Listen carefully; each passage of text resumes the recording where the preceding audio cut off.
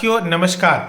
17वीं BPSC प्रारंभिक परीक्षा में नॉर्मलाइजेशन लागू करने की बात चहुं ओर सोशल मीडिया में प्रचारित प्रसारित हो रही है। बीपीएससी द्वारा इस मामले में कोई ऑथेंटिक जानकारी अब तक नहीं दी गई है।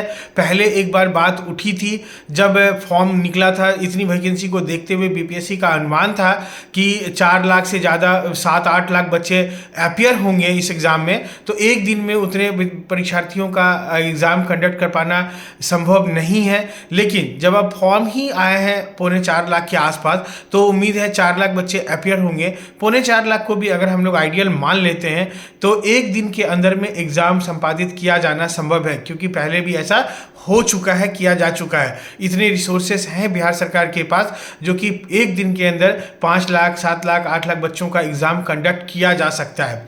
तो एक बात यह है, जब अब ये चीज़ें साफ हो गई कि हम एक ही दिन में एग्ज़ाम कंडक्ट करेंगे, तब बीपीएससी को सामने आकर नॉर्मलाइजेशन के मामले पर अपना स्पष्ट विचार रखना चाहिए था, लेकिन वैसा कुछ भी नहीं हुआ।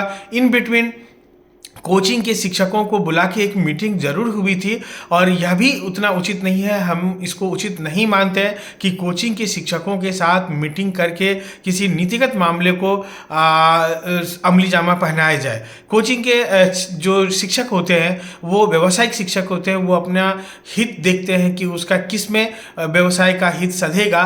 तो इन बहुत सारी बातें होती है।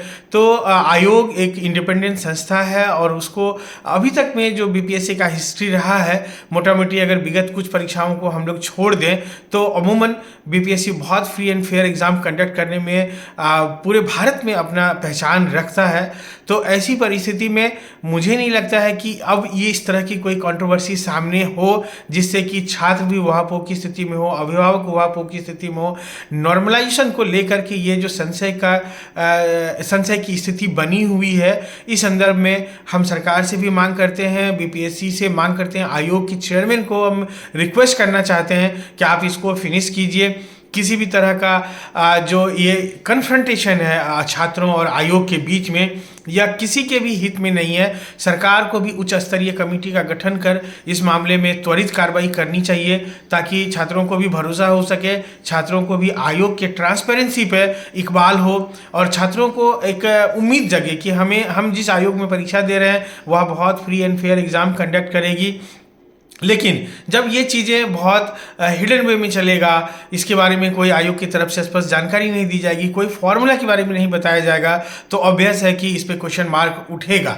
और ऐसी स्थिति में ही छात्र बहुत बेचैन हो जाते हैं, और छात्रों के प्रति संवेदनशील होना आयोग का भी एक नैतिक दायित्व है। और मुझे लगता है कि ये एक बहुत ही संवेदनशील मामला है, क्योंकि इसमें जो छात्र हैं बहुत अलग अलग डोमेन के, अलग अलग फैमिली बैकग्राउंड, अलग अलग इकोनॉमिक बैकग्राउंड के छात्र शामिल होते हैं। उनका सपना होता है कि हम अधिकारी बने, और उसके लिए वो बहुत कठिन परिश्रम करते हैं और काफ़ी त्याग भी करते हैं।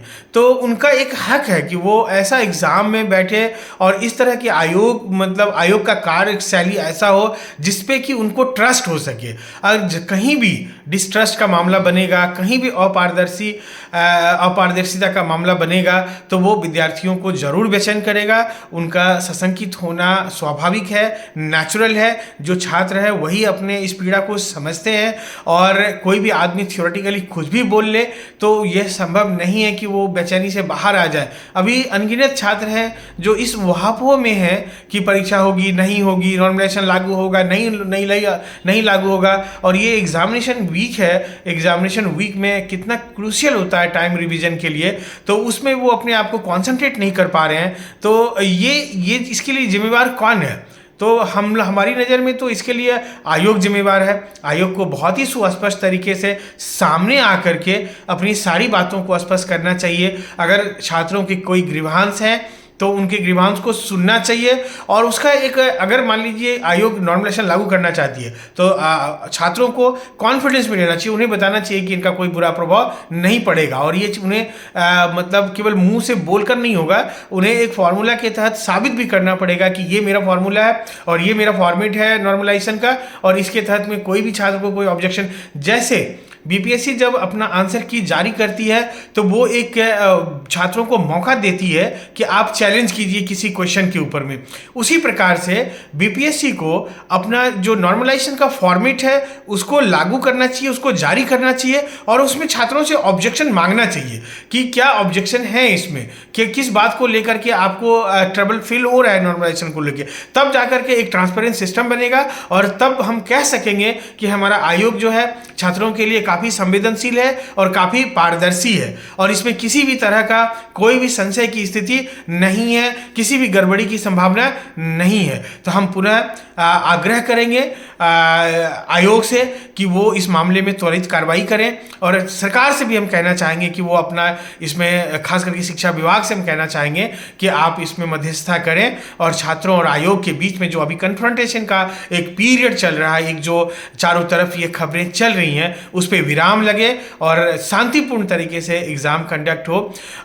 छात्रों से भी हम अपील करेंगे कि अगर आप अपना कोई भी मांग रखते हैं तो आप एकदम जो कमीशन के छात्र हैं आपको शांतिपूर्ण तरीके से जो संवैधानिक तरीका है आपका अपना विरोध प्रदर्शन करने का उसी को अपनाएं।